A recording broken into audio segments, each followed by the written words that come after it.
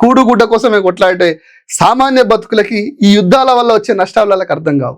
Crude oil ధర పెరిగితే రవాణా ధరలు పెరుగుతాయి. రవాణా పెరగడం వల్ల ప్రతి నిత్యావసర వస్తువులు పెరుగుతాయి. ఇది వీళ్ళకి అర్థం కాదు. కానీ అక్కడ ఆధిపత్యం కోసం జరుగుతుంది. ఇలా యుద్ధం మొత్తం రెండు రీజన్లు.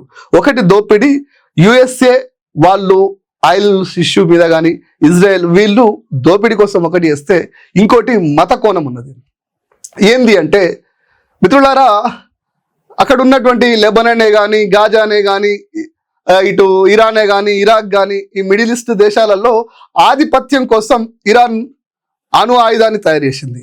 ఈ అణు ఆయుధం మిత్రులారా మహాభారతంలో కూడా ఉంటుంది. ఏకలవ్యుడు చేతికి విద్య అబ్బిందని చెప్పేసి ద్రోణాచార్యుడు ఎలా బ్రొటనవేలు అడిగిండో